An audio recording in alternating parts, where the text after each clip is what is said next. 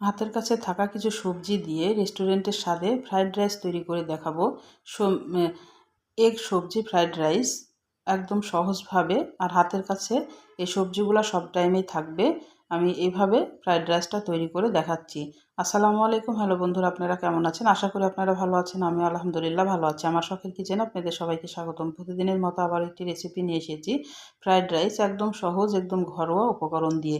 চলেন আমি কিভাবে তৈরি করছি আপনারা প্রথম থেকে শেষ পর্যন্ত দেখতে থাকুন।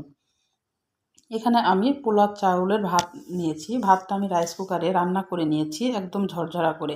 শুধু একটু তেল দিয়েছিলাম 1 চামচ মতো, আর 1 চামচ মতো লেবুর রস দিয়ে আমি ভাতটাকে রান্না করে নিয়েছি। এটা আপনারা পাতিলেও রান্নাটা করে নিতে পারেন। এখন কিছু সবজি আমি নিয়েছি। এখানে পেঁয়াজ কুচি নিয়েছি, আর বাঁধাকপি নিয়েছি, গাজর কুচি নিয়েছি, টমেটো কুচি নিয়েছি, আর মটরশুঁটি নিয়েছি, আর কাঁচামরিচ এভাবে কুচি করে নিয়েছি, আর রসুন কুচি নিয়েছি। এই সবজিগুলো সবারই ঘরেই থাকে।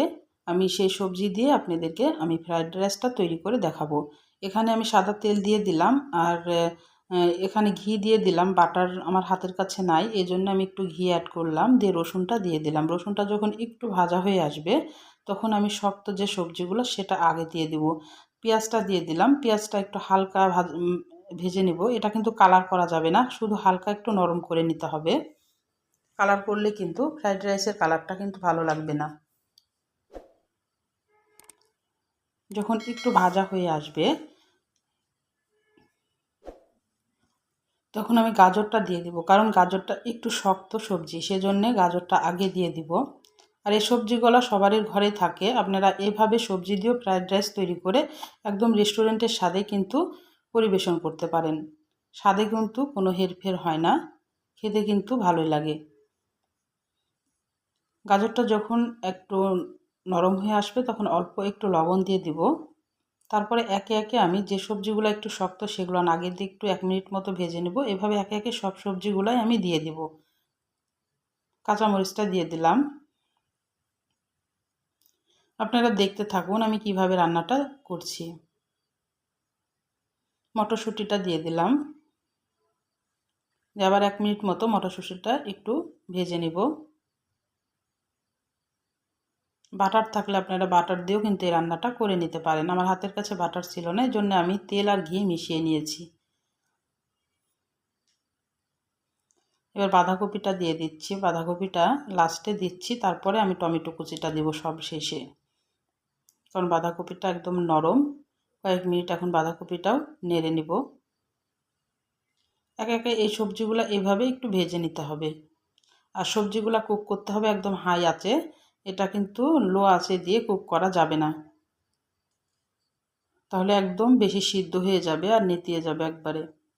টমেটোটা দিয়ে দিলাম, আর আমি এখানে একটা ডিম অ্যাড করব। একটু লবণ দিয়ে দিলাম। ডিমটা এখন ঝুড়ো করে ফেলবো, দিয়ে সবজির সাথে মিশিয়ে দেব।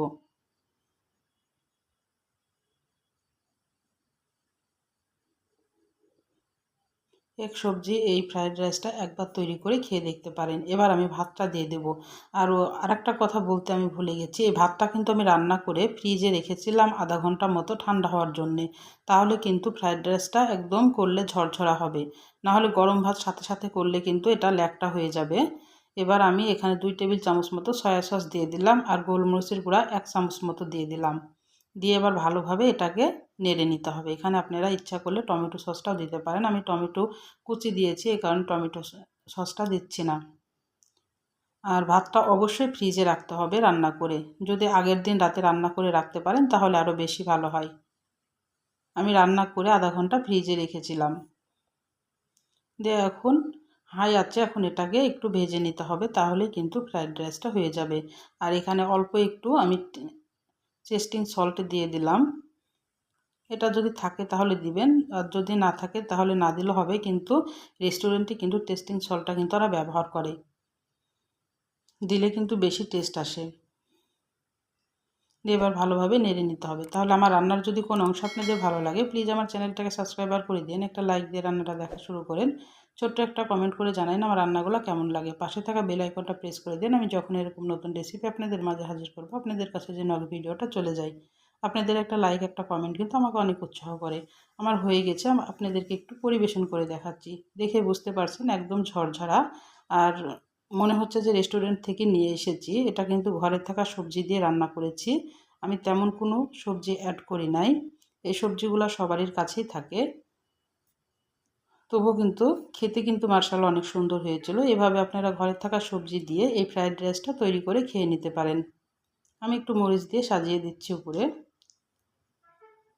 তাহলে আজকের মতো বিদায় নিচ্ছি। আপনারা সুস্থ থাকবেন, ভালো থাকবেন। আবার কোনো নতুন রেসিপির সাথে হাজির হব। আল্লাহ হাফেজ।